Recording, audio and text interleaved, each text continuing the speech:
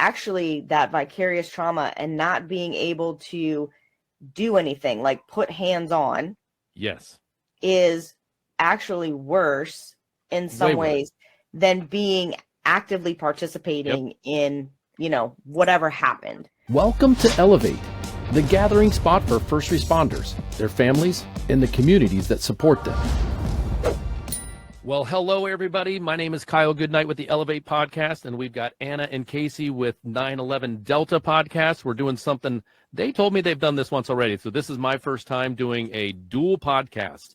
So I have the Elevate podcast for mental health and wellness for the first responder, and they have 9/11 Delta, which deals with dispatchers. So dispatchers, of course, are first responders. Come on, let's just be honest. But Anna and Kasey, now do your spiel, and we're going to send this same exact video is going to go to both podcasts. It's going to be fun, and we'll go from there.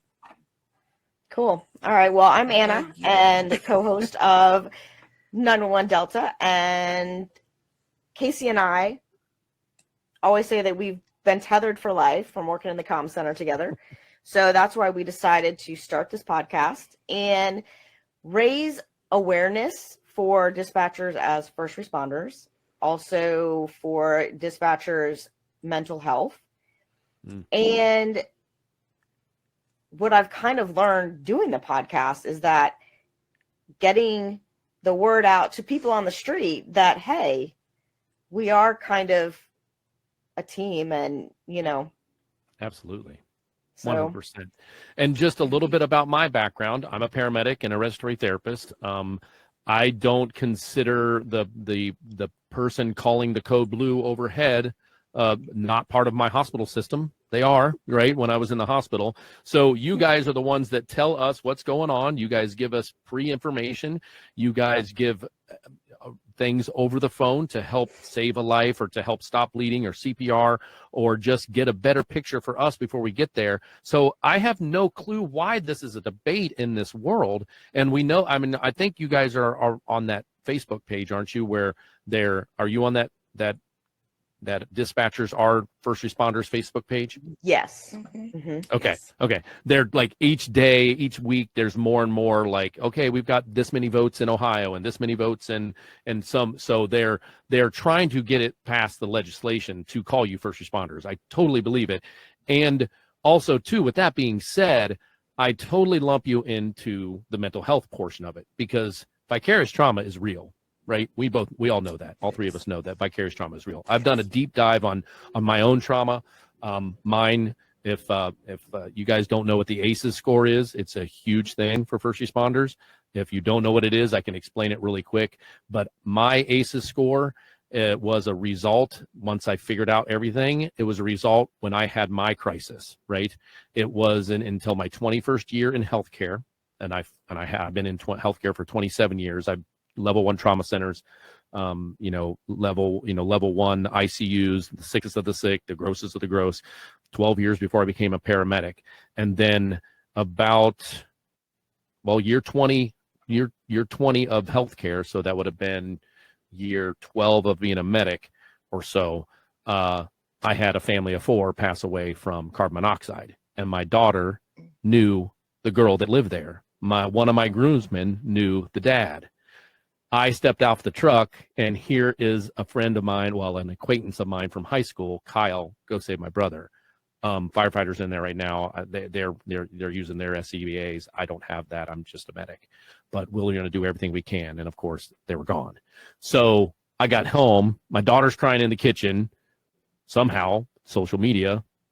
I'm like, baby, what's going on? And she's like, Dad, my friend and her family just died. And I'm like, oh gosh. And I'm like, I'm so sorry, baby. And then she saw my uniform, realized that I was where I was working that day, and went, oh shoot, you were on the call. And I'm like, yeah, baby, I was. She's like, Dad, why didn't you save him? I mean, come on, like how big of a spiral. And I didn't even see the patients because they were gone. There was no visuals. So that's vicarious trauma. The trauma of my daughter and her hurt was vicarious trauma. My friend that was in my wedding, his trauma was now vicarious trauma. So I can understand with dispatchers, that's all you guys get, right? Right. And we kind of have our own resident doctor psychologist, Dr. Meredith, and she has told us that, actually that vicarious trauma and not being able to do anything like put hands on Yes.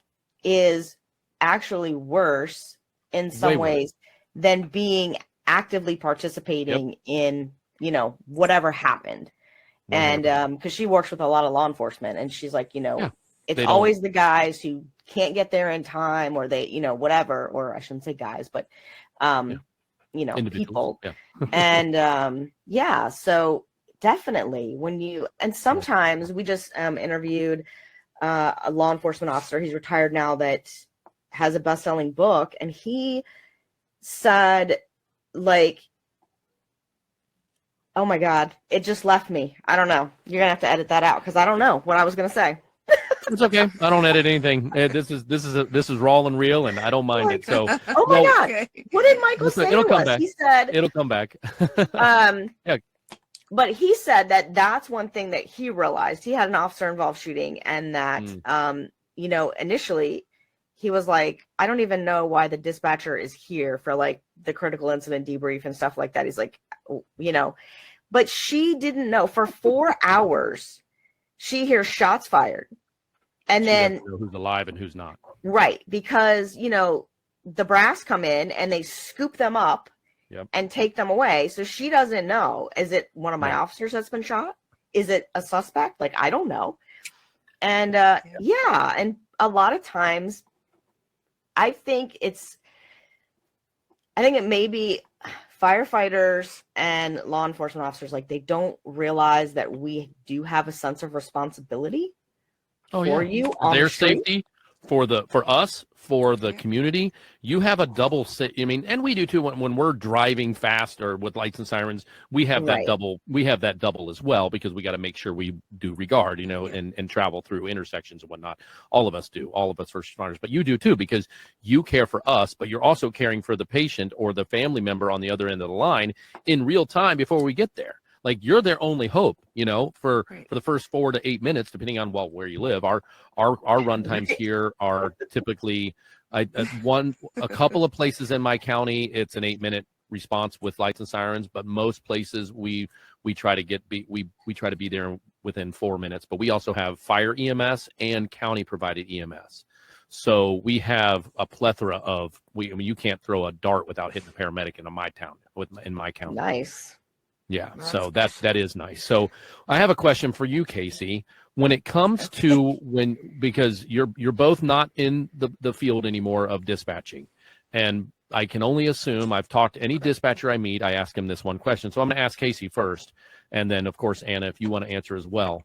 But when it comes to closure, what is your thought process on the mental health of the dispatcher because of lack of closure, or do you guys have a system inside your program like I do? When I do my charting, I click a button, I want follow-up. So I get closure, not just being hands-on, but do you guys have anything? Did you guys have anything like that in your system? No.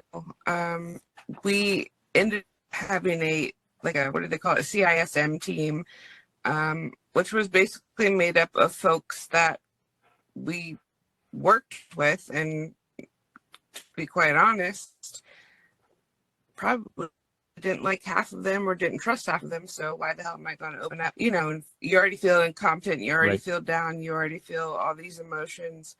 And I myself, when I had worked a shooting involving a K-9, and a suspect was shooting at our officers, but our K-9 unit actually got hit, meaning the pup got hit. I was frowned upon later on afterwards from one of the folks on that team, saying, well, I don't know if you would be able to handle another signal 13 calls, what they called it. And I'm just like, I've been doing this for so many years. Didn't even get, I didn't act any different. I finished the call. I didn't show emotion at the time, but the only thing different I had done that particular night was when I was asked after the incident was over if I needed a break or wanted to get up, I said yes. And that was the first time I had ever done that after like a serious incident serious like that. call. Right. And I literally took maybe 10 or 15 minutes to just go outside, get some fresh air, went right back to what Clear I your was head a little supposed bit. to do. Yeah. Uh, Well, kids, and when I all asked of that question, I felt so stupid. Sorry, I thought it made a little bit of a lag there. But yeah, when I talk to most people that are dispatchers, they're like, no, we don't have anything set up in place for follow-up. Not just, I mean, I'm not talking about debriefing on a major incident, just general follow-up. Like I can go, you know what, this lady was presenting a little funky, and I didn't like her rhythm and what was going on with her, and I can just go, boom, I can hit a button.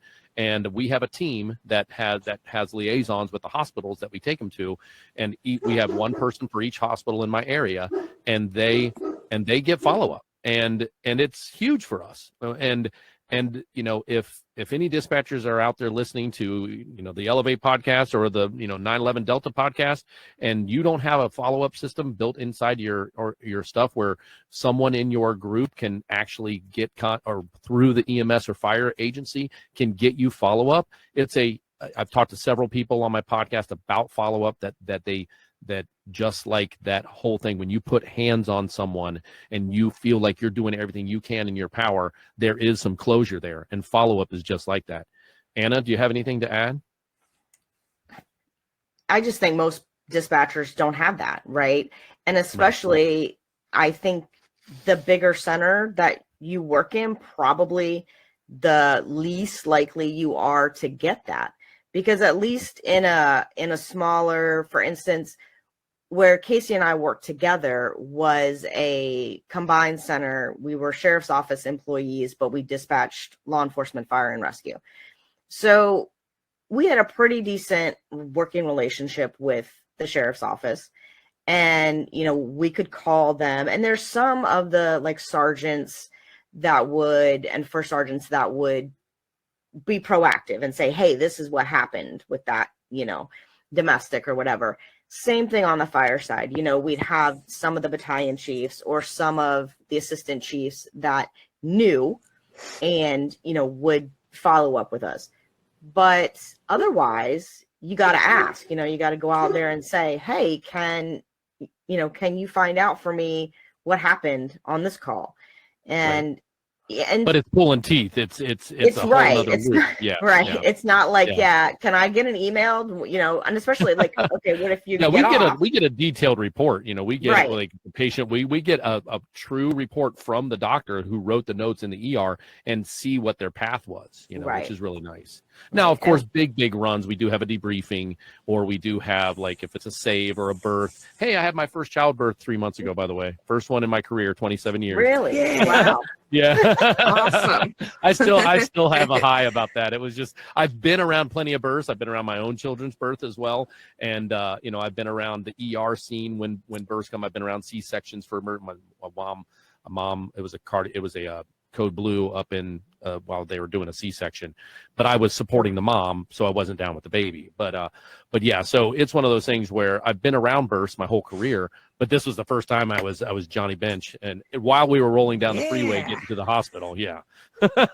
Nice. It was pretty cool. I'm not gonna lie, it was cool. So the other questions I always ask dispatchers, and you're the first dispatching, and it's great that it's a duo because I get double the bang, right? I get boom, boom. I get two different mentalities and two different options of answers. But I ask every dispatcher that I meet in person so far, and I know a few that we work with and that I've stumbled across in general through my travels, is when it comes to initial training, I feel we have a huge lack of initial training for the back end of what we see and what we do.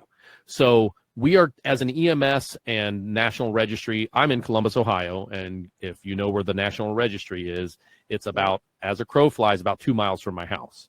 I can get there. It takes me a little bit longer because I have to go out and around instead of right over the freeway.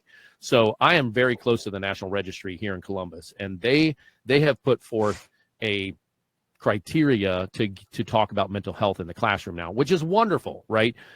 Police don't really do that. I did talk to a police officer and say, hey, we went up to 4 hours. Oh, 4 hours a week. Right. No, Right. 4 total hours. And I'm like, oh, Jesus Lord. I'm like, to make things a habit, you got to have at least 8 weeks, right, of a constant like education. So when it comes to your onboarding process, that's one of the things that Elevate in general, and what I'm doing with Elevate to spread the word is I've built a course, and I'm taking it to a paramedic system where my old assistant chief is now in charge of the paramedic program, and he's allowing me to come in and start teaching this course for 8 weeks to the brand new students, right?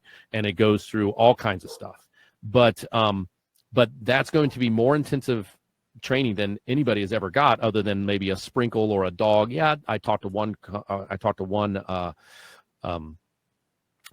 school, and they're like, yeah, we have a guy that comes in with us emotional support dog once for a couple of hours, and we talk about mental health. And I'm like, whoa, that's not enough. So any onboarding at all, I know the answer to this. We never did. I didn't. I had 2 different medical careers, and I never got any onboarding for back then. Yeah, I think we have a dispatcher basic course that's run at the Criminal Justice Academy, and I think there's like a 4-hour class on dispatcher stress. Okay. That's about it. That's about it. Well, I thought you guys, being in the office setting, I've had people tell me, they're like, they don't think we need that. And I'm like, do you guys need it more than anybody? We know that 1 out of 4 dispatchers have depression in their first 6 months of employment. We know that. That's documented. I'm not sure what the suicide numbers are or when it comes to retention and recruitment.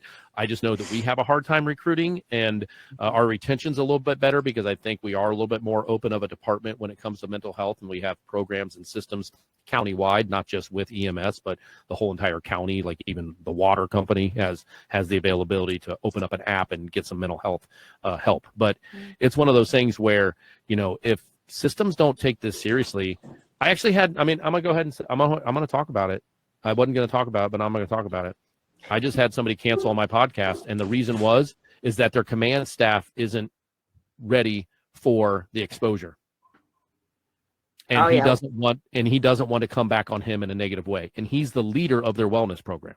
Oh my gosh. Yeah, we haven't had many cancel, but we have had people say, be really excited and then come back and say, well, my command staff said I can't, give out my agency name, location, things like that. And then, they really tone down what they're going to talk about. And I think that's a huge, that's a huge disservice. Yeah. Because, one thing that all 3 of us are doing we're going the extra step. We had an issue, most like, I know I did. I'm sure you guys did too, because you don't even work in the industry anymore. But you want to still help people.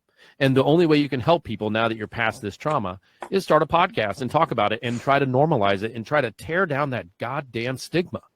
The stigma and law enforcement is really bad, like really bad, because we're supposed to be tough, right? We're supposed to be thick as nails. You trained for this. I've got people telling me that. Why are you having an issue?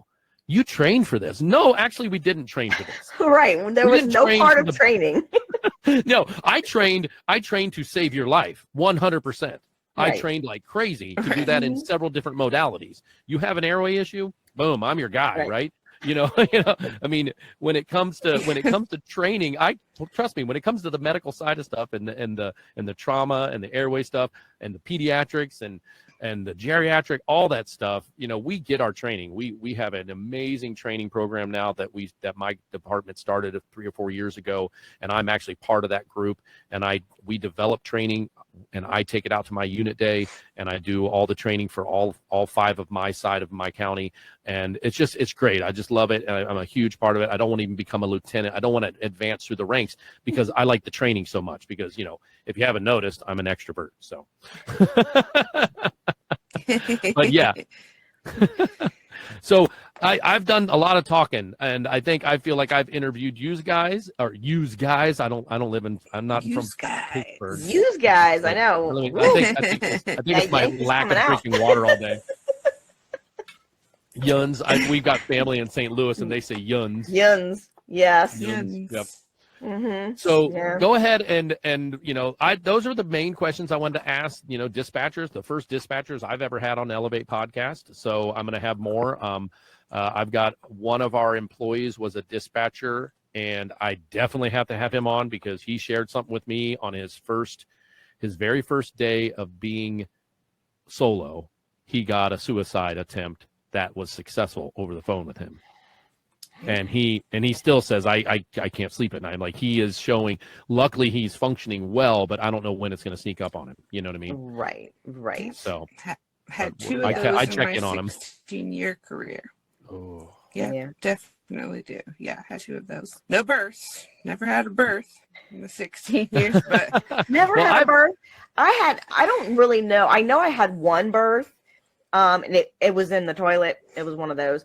yeah, I've had those. Yeah, and it was really funny because my partner at that center, there were two of us.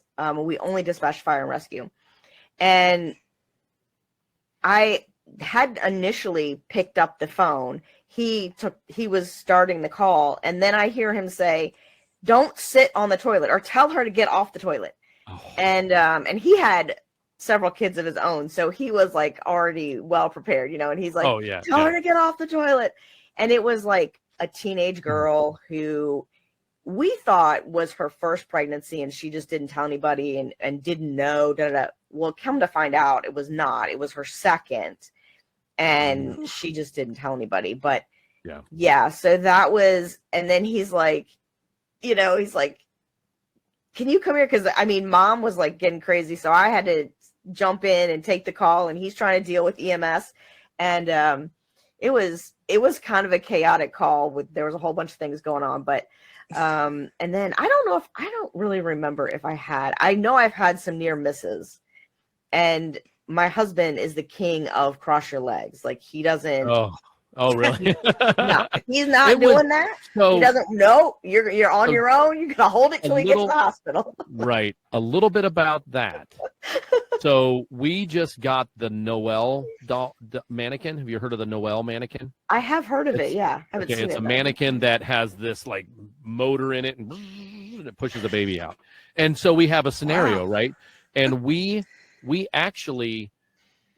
had 2 trainings with our Noelle in the last 2 years, which was 2 more than we ever had in my 18 years at the department. And I'm telling you, I promise you, me and actually I had a partner who I had for 9 years. He was on the truck with me that day, and it was him and I in the back. And the whole run, him and I were just synced up. Like, it was a perfect situation. Neither one of us, because we knew what each other was thinking. We did have an odd presentation. She couldn't get on her back. And I'm like, Pete, something's wrong. I don't like this. If this baby's coming, I want to be as close to the hospital as we can. We can resuscitate in the back of the vehicle, right? We've got the devices. We've got the hand-heavy bag, and we've got oxygen. We've got everything we need to resuscitate if we have to. I want to be as close as possible. And he's like, I totally agree. Let's get her going.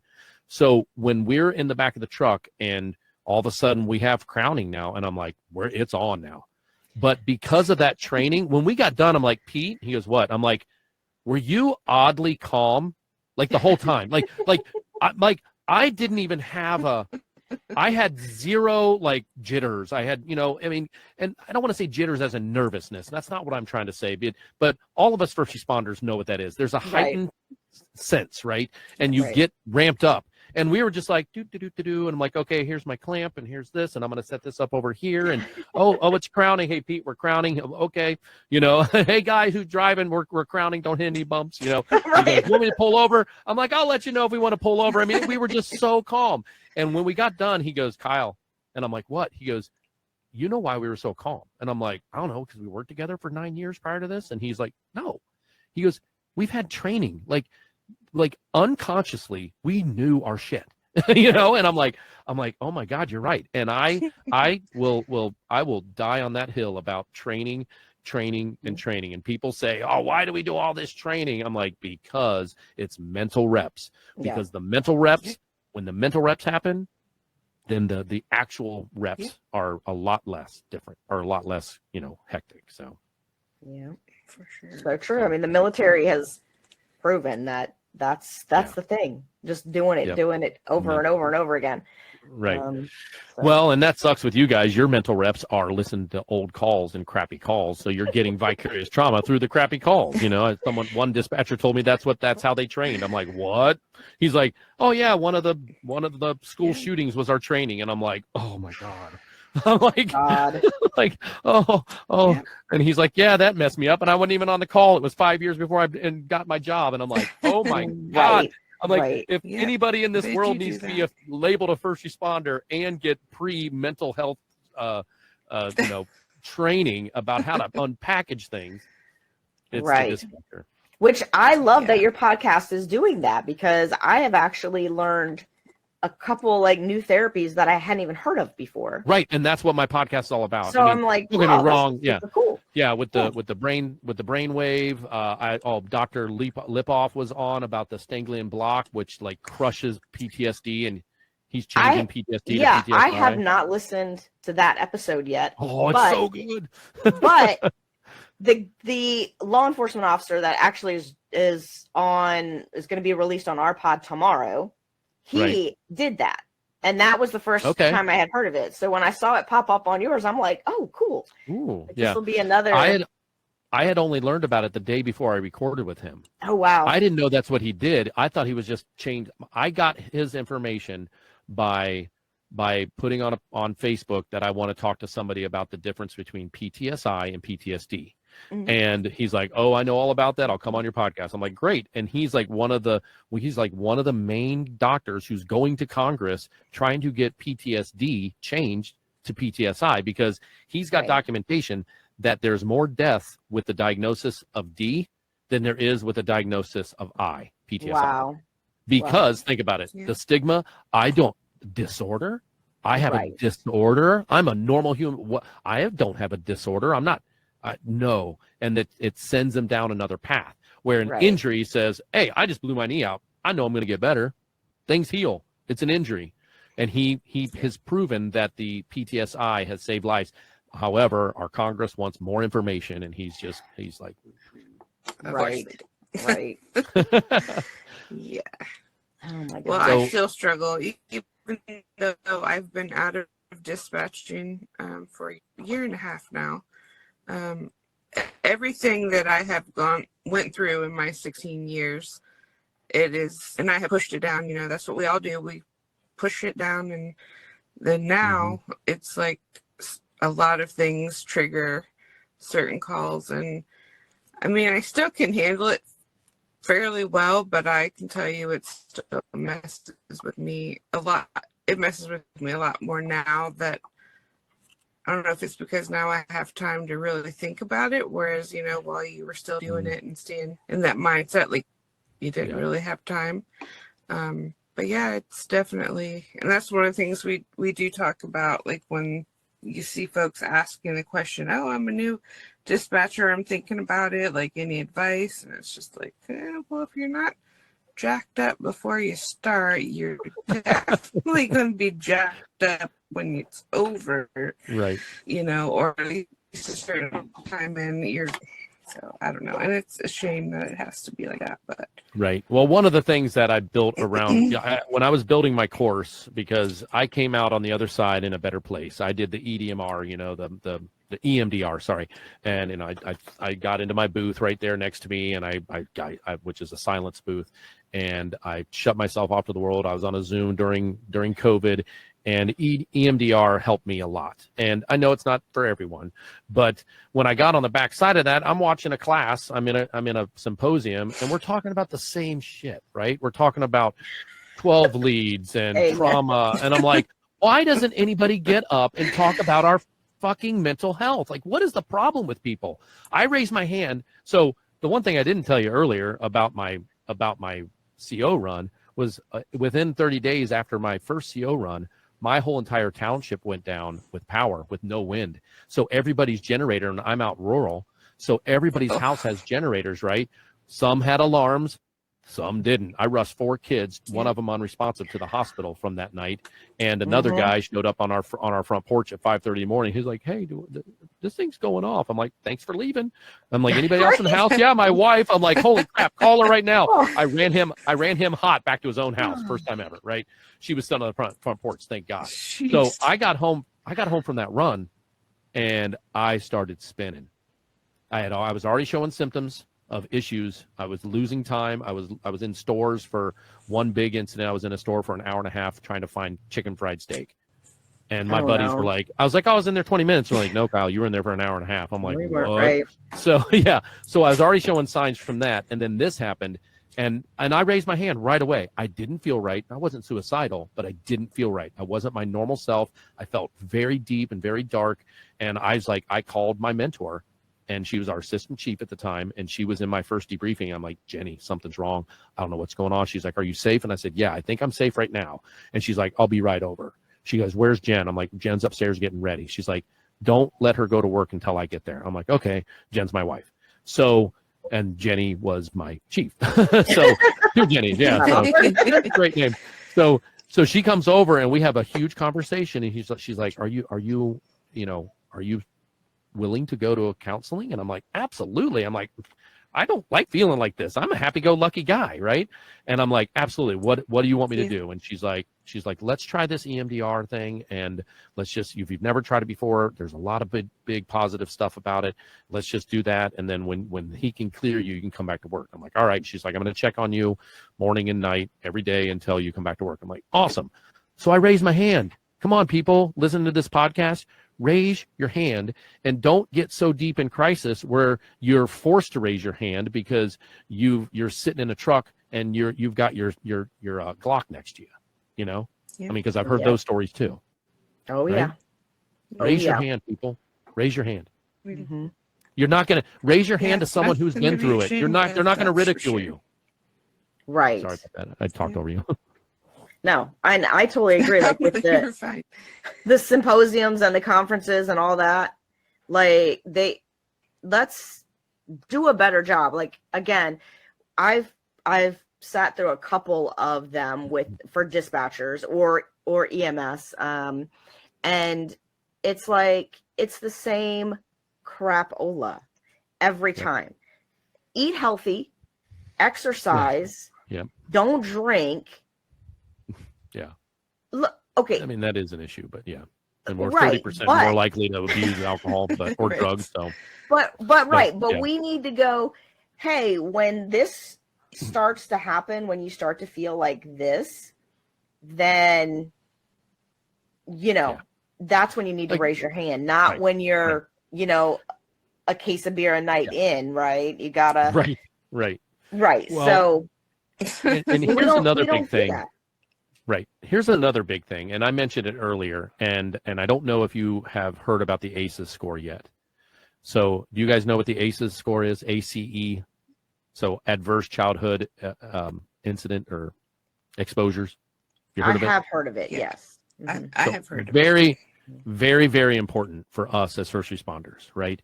Because when we come into this field, a lot of us. Okay, so I was at a symposium and they had the Saber Warrior was up on stage doing a speech, and they really hit the ACEs score. I already knew what it was. I learned about it about 9 months ago, and I don't know why it took me this long to learn it, but there's so many of us that don't know what it is. So I'm going to repeat what it is. So it's the adverse childhood experiences, and basically anytime between 0 age and 18 years, you have to take this test. It's 10 questions. You can't get them wrong. They're just about your life, right? That you remember.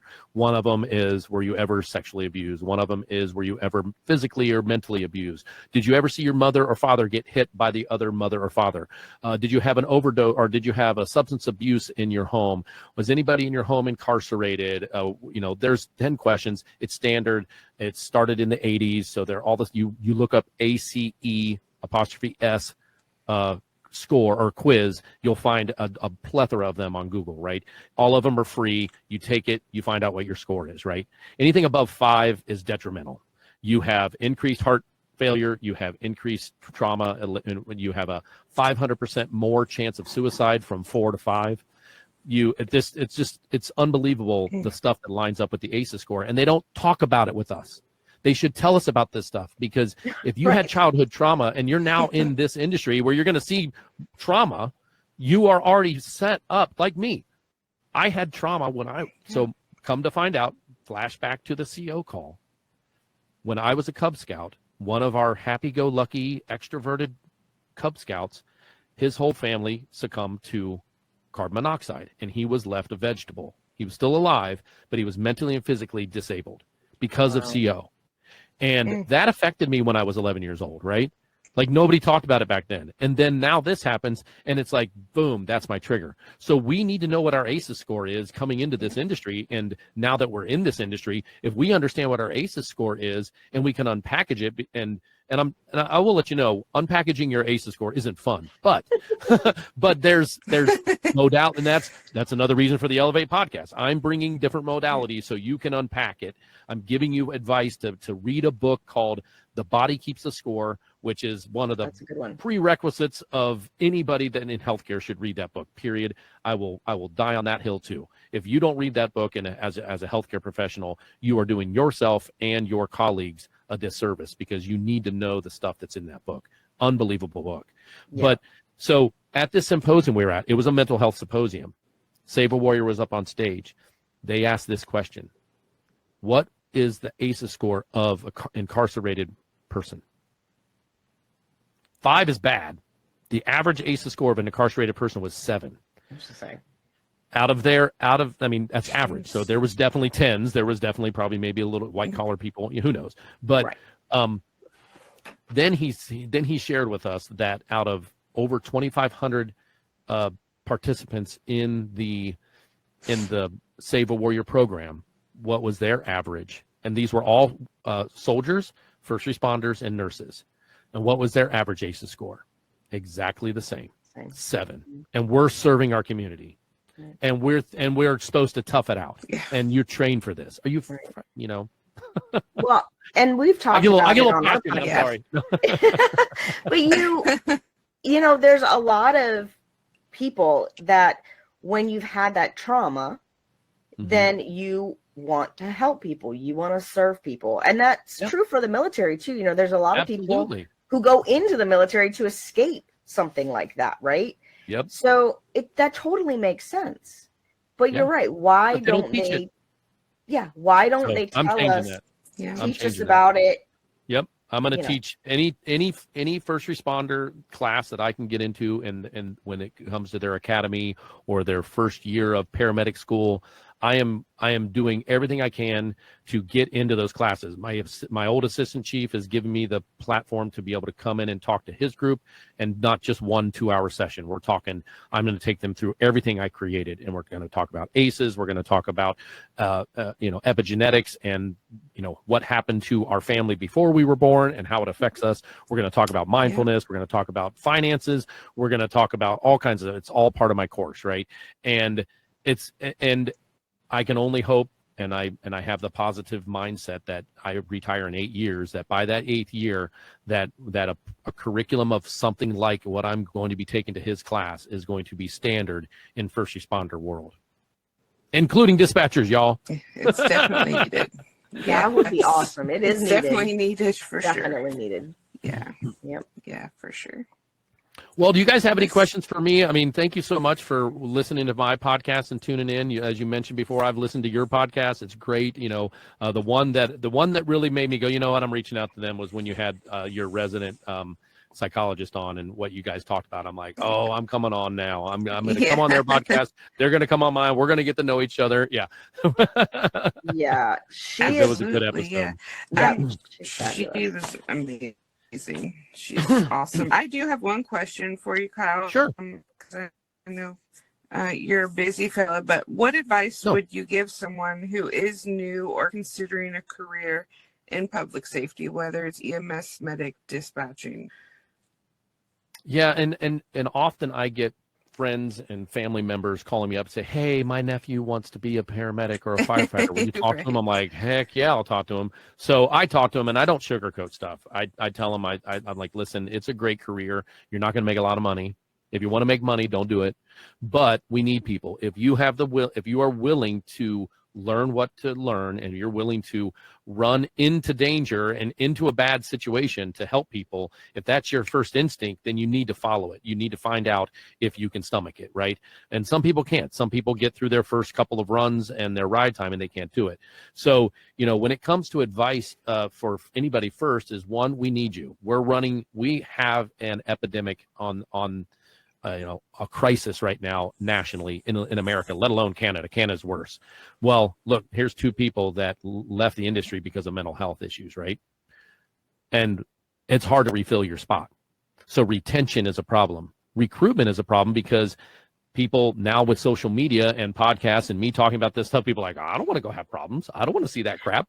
You know what I mean? So recruitment is bad too. So I'm actually interviewing a chief of a county EMS system on my I think this Friday is when I'm interviewing him, and I'm going to concentrate all on recruitment and retention, and because he's connected to the mental health side of things very well, and I know this because I've met him. He's my boss, and and so we had to get all kinds of clearance and everything for whatnot, but he's willing to come on and talk about, and he's spent a lot of time in the retention and recruitment area, and it's a problem. It's a problem with dispatchers. It's a problem with paramedics, firefighters, police are really bad. Yeah. Where do you think the oh, sorry, Kasey. Did you have a follow-up before I butt in? Nope. Okay. That's all I was gonna say, where do you feel like that disconnect comes? Because I will tell you, when I went to quit my job, and my main reason for leaving was really because there was so much going on at home and I was only working part-time, and it was just, they're short-staffed. They need the help, and it was causing leaning me, on you.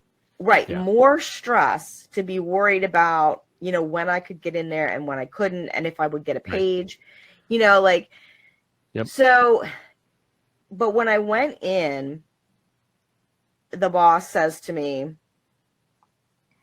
I think it was her father-in-law had passed away, and she was like, you know, I'm just now like starting to see where, you know, I wish I'd spent, you know, a little more time with him, or a little more time with my kids, or, you know, and I'm like, why That's is heavy. it now? And I mean, when that's its own trauma. Right. When I started at that agency, what was that, like 13 years ago, something like that, she was just a dispatcher, or maybe was she a supervisor, Kasey? I don't remember. I think she was a supervisor, but she might have been a shift supervisor, but basically she had worked her way up. And, you know, how did you get so disconnected from, you know, being the person on the floor to being the person in the office? Where does that disconnect happen? That was going to be my question for you. Do you? Gotcha. And I'm not sure because I'm still on the street. So, but I've had I had 2 shoulder surgeries from 2021. July 1st of 21, I fell on the back of the medic and busted up both my shoulders. So by November of 21, I had my first shoulder done, and November of 22, I had my second shoulder done. And so I spent almost 5 months each year in light duty. And now I'm in the office around my command staff. And so many people don't understand what they actually do because they're never in there for 4 months straight working 40 hours with them. They do a lot, right? There is some disconnect, like for whatever reason, and I hope I don't get in trouble for this, but our union won't let those guys ride the truck even if we're short-staffed. It's a union thing. I would love them to come on my truck if we're short-staffed. I would like to see them on the truck. Not come in and be in charge because they've been there, done that, but just to plug back into us, right? And I don't know so that for my department, that may be where some of the disconnect is, if there is disconnect. We also have to be sure that we can communicate with our command staff and be brave enough to say, hey, listen, we got a problem. And I got 5 careers. I tell them all the time stuff that's going wrong. That's like, hey, this doesn't feel right in our department. We need to do something about this. And I've talked to my assistant chief, my head chief. I've knocked on their door and walked right in, like, hey, this is the general consensus that I'm getting around there when I'm out in the world, and I don't like it, and they don't like it, and I know you wouldn't like it. So what are we going to do about this? Wow, thanks for bringing that to us. It's not trying to tell anybody. It's being open and honest about something that may not be going right. And it could be as simple as how our charting system works, or could be as simple as our time cards, or whatever. Like it's some of it's very simple stuff, but you've got to have that open line communication with your command staff. And because you're their only connection in some departments to what they used to know, and that the less time you want to talk to them and share your feelings with them, the more chance of them having that disconnect, which is not good for anybody, right? Yeah, For sure. Yeah. Well, this has definitely been not really good for. Well, once we got the technical difficulties from my end, Right. I didn't realize there was a toggle button for the iPhone. So now I do. See, like I said, you guys taught me something. So There you go. yeah. but we're pushing right at 45 minutes now of recording. I mean, I'm usually trying to wrap up within an hour with my Elevate podcast, because we can get some pretty deep discussions like we have. That's Right. But so like, are you guys, what is your future when it comes to the podcast? Are you guys like, what are you looking to do with your podcast? my damn dog. Just I mean, have guests on? I'm a multiple career person too. I have, I also teach, I don't really say teach riding lessons because that sounds boring, but horses, yeah. Well, equine therapy. That was one of my episodes, is equine therapy. I know you sucked me right in with that one, because I was like, ooh. And so I do, I help equestrians with their horses, and so I have that going on, and I also am the president of a nonprofit that's basically a riding community, right? An equestrian community. And so I would love to see like a nonprofit and, do community outreach, be able to, go to dispatch centers, kind of do like what you're talking about, get that training in there and just let people know. Because for me, I was lucky when I came to dispatching, because I had been in a previous marriage that my husband was a combat vet, had PTSD. Okay. And I had no idea. And when it finally escalated to the point that we separated and all of that, and then going into therapy, and the psychologist was this wonderful old man. He was a World War II vet. So he had all of this knowledge, and he started telling me things, and I'm like, oh my God. It makes so much sense now, right? This has been going on for a year at least, Right. But I didn't know. And actually, when I found out, when it first came to my attention that maybe this is what was happening, was a family friend saw my ex-husband and told my dad, and he's an old Green Beret, this guy. And so his language was, he's shell-shocked. Oh yeah. Yeah. That was the old, Because that was the old thing. And my dad is a veteran, my dad, but he had never, they pushed it down way bad. Right. And he had never Private Ryan proved that. Right. So he was like, oh, and that's when it sort of started unraveling. And it was like, when talking to this therapist, and I'm like, oh my God. And then we actually had another family friend who was a Marine in the Gulf War and had very bad PTSD as well. And just following his story, and I'm like, oh my God. So when I started in dispatch, I already knew, and I would notice things. And then, because then I'm one of those people that like, now I need to know everything about it. So I'm going to dive in. Yep. dive in. You know, I read all the Dave Grossman books and, you know, like all that kind of stuff, and have always kept up with my friends that have dealt with it and the different kind of therapies. And so I was lucky that I knew, and then not everybody is that way though. And you don't know when you go into it what to expect. And you don't know that. I think a lot of times the way it's presented in these courses is that you're going to have that one major incident and it's going to fry your brain. And it can, but it's more about the building, the right. Andy, one of my guests, Andy, said it was the cumulative. Yes. So CPTSI. So cumulative. So your cup, our cups, maybe our mentality, we have a pool. But if you put enough water in a pool, it still flows over, right? Right. Exactly. And these are things that nobody talks about. Nobody tells you. Yeah. And, you know, and then I don't know if it's true, but you know, everybody, there's stigma of, well, if I go in and tell somebody that I'm having these issues, you know.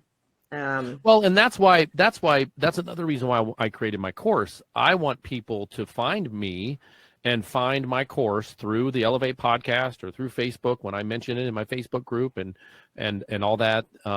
Is if they want to do it anonymously without going to someone, like, because there's so much stuff that can help us now. Just you know, if someone DMs me and I see they say, hey, I'd like to talk to you about, I'd like to have a like Brian on one of my episodes, cup of coffee. Let's have a virtual cup of coffee on Zoom and just talk. Let's see where we can point you. There are so many modalities out there, so many tools. And for you, Kasey, who you still have issues, we all still have it. It's just how do we package it and how do we deal with it on the backside? Will I have another carbon monoxide run? Probably in the next 8 to 10 years that I'm on duty. Right. Will it affect me the same way? I hope not. I think it won't. I don't know if it will or not. But guess what? I spoke up. I got help. I told my partners I am very open about my situation, and my partners know for a fact that if we go on a CO run, they ask me, hey man, how you doing? 2 days later, they ask me again. A week later, how you do? You still doing okay? They're tuned in. And that's what the other part of my course is to make sure that you know how to, the actual module is called oh, here I am forgetting stuff. But it's basically, you know, making sure you know how to approach a coworker in stress. So. Yeah, and I think that's important for our families too. Like I would love to see more outreach to families because family first. Oh, 100%. Yeah. That's another module, family first. Why? Because we don't communicate. Mm-hmm. We don't communicate. We don't tell the kids, hey, listen. I mean, my wife's a pediatric nurse. She's seen some shit too, right?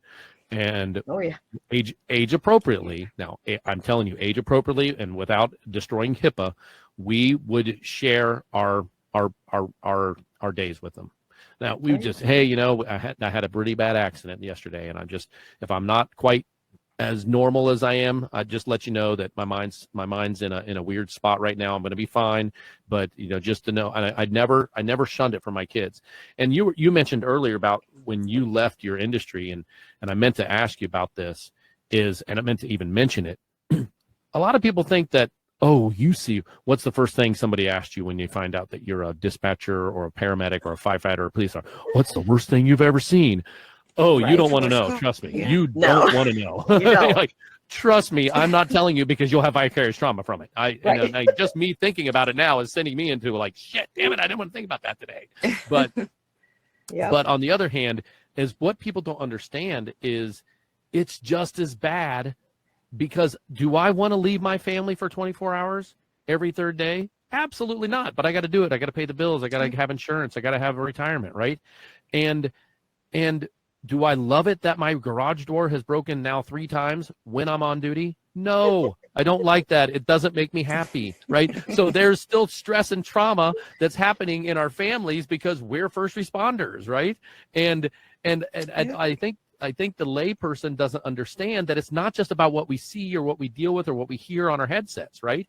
It's also the birthdays, the holidays that we missed because we're on duty. Like that is not comfortable. That is not fun. The whole day you're on edge because of it, because you don't want to be, Right. but you have to be serving your community and you want to be your best. So then there's the struggle about being my best when I'm on duty, you know? And I'm like, I don't want to not be my best when I'm on duty, because if someone gets sick or hurt, like they want me on my best, you know? So it's go get another Monster time, and you know. Oh my gosh. No, You know? yeah, trust me, I don't need any more caffeine than one cup of coffee a day. Oh. Yeah. Yeah, and I think All it's right, great guys. that Well, guys, thanks so much. You know, this was a great conversation. I could talk to you guys all night. You know, this stuff needs to get out there. That's why your idea, I don't know if it was Anna or Kasey who suggested that we do a dual podcast and share this same exact podcast on both of our platforms. I think that's a great idea, because we can get the message and the stories and the fact that raise your hand if you need help. Raise your hand before you need help. How about that one? How about how about go learn about your ACEs score and unpack that? How about go learn about epigenetics? How about go learn about how to deal with the signs and symptoms of PTSD in your coworker, so you can approach them and help them. I mean, a great story, and then we'll leave. What do we do when we go on a mental health run and we're 3 paramedics? We are all about that patient, right? And we're, buddy, I'm not going to the damn hospital. That's what they say, right? I'm not going back to there. Hey, come on, man. It's going to be the best thing for you. We do we put our best salesman hat on, right? We want to get them to the hospital, get them to a safe place. That's the community. That's the service that we provide. So why in the God's green earth are we not willing to turn to our partner who hasn't felt right or hasn't acted right, who's been quiet for 3 shifts and doesn't want to come out and eat dinner with you guys? Why can't we go, hey, man, you okay? Because what happens at home for you, it affects me, right? Don't think that it doesn't. right. Because if you're not there and I go on a call, whether you're a police officer, firefighter, or paramedic, dispatcher may be a little bit different. You're in a safe place for the most part. I mean, you're not out there with the crazies, you know, you're just hearing them. But it's one of those things where, no, you need to be on your A game. And if you're not on your A game, let's see what's going on, man. Hey. Yeah. Let's normalize this. Let's normalize mental health. Yeah. Yep. I didn't like calling it mental health 5 months ago. Now I call it mental health because it gets to the point. I'm tired of sugarcoating shit. Yeah, it definitely doesn't need to be sugarcoated. Yeah. And I want to hear when you get your course up and running. I think we need to have you back on so we can. Oh, it's up and running. I just don't get anybody to my webinar to come into the course, because Really? what do first responders not do? Raise their hand. Raise their hand. So so podcasting. All right, well, send us the Podcasting link, is my lead. Yeah, I will. Yeah. and we'll link it in our show notes. Okay. Yep. Sounds good. Yeah. Yeah. Because I think that's an awesome concept. Like, it's definitely it is. something that is Absolutely. needed. And it's nothing that Why is. the hell are it you is- people out there not doing it? Right. It is not original information. It all comes from stuff I've learned, epiphanies that I've had, help that I've got, help that I've learned from people like Dr. Lipoff, who does ganglion block and literally does a nerve block and in a 10-minute treatment stop people from being suicidal thoughts. Like, whoa, that's a great one. Like, that's a physical thing that they can do, and it helps. And like you mentioned, your law enforcement officer had that done or talked about it, right? Mm-hmm. So, yep. And Kasey, one last question for you. Do you find that being on the podcast and talking about this is that therapeutic in itself? Absolutely. Yeah. I mean, Anna, she's Me too. my best friend as well. Yeah, we have a lot of fun. I mean, we really do. So you know, I did a lot of research years ago, and now hopefully it's helping more than Kasey, but Oh no, I guarantee if we help one person, that's worth it. You know, Right. I was at Yeah. that mental health symposium, and I had 3 different people come up to me like, "Hey, you're that podcast guy. I watch your podcast." And I was like, "Oh my god, That's it's been up awesome. 3 weeks." I'm like, "It's only been up 3 weeks." Now, mind you, I was in my own hometown, and people know me. I used to call on all the fire departments, so I had some of those. One person actually knew me, and they're like, "Hey, Kyle, great podcast. I love it." You know, and we're there for mental health purposes that day, so all of us are being open, which was nice.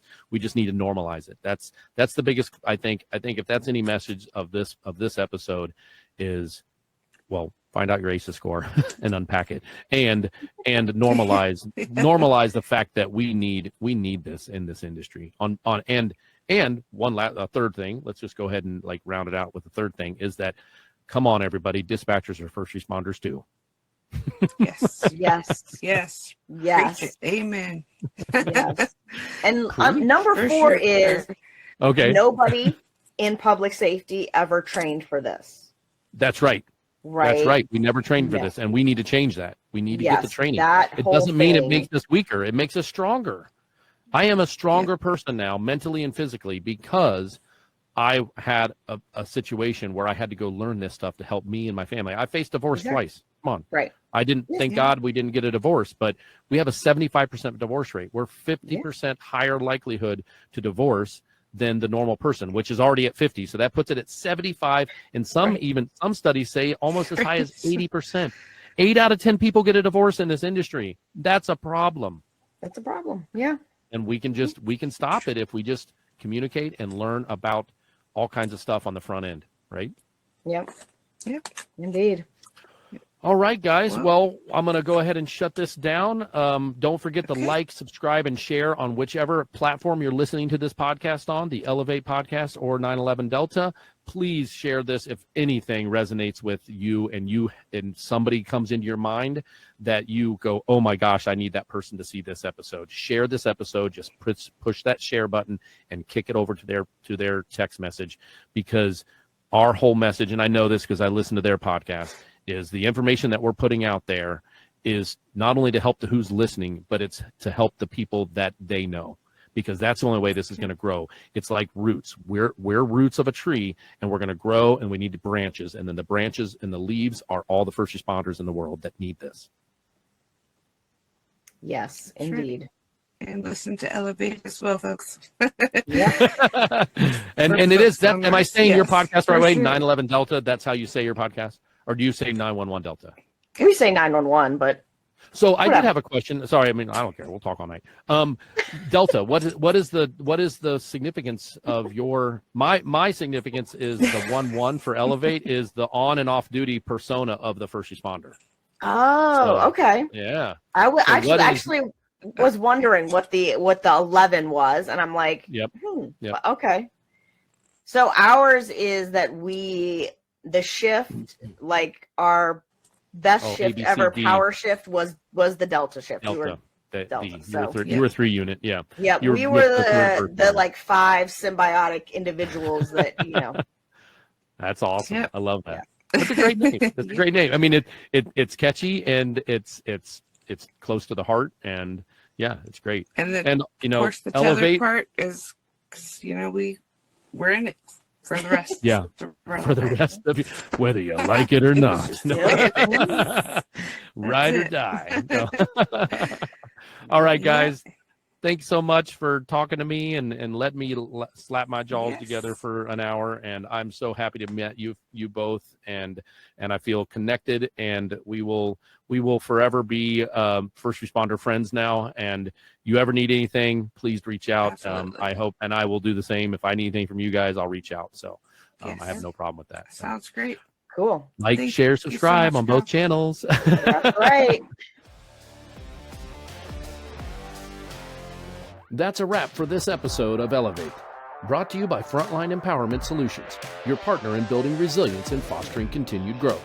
If you found something valuable today, don't keep it to yourself. Share it with someone who could use it. Don't forget to like, subscribe, and hit the notification bell so you never miss out on our next conversation. We're here to bring you more stories and insights, all aimed at strengthening the first responder community. Together, let's keep elevating each other, one episode at a time.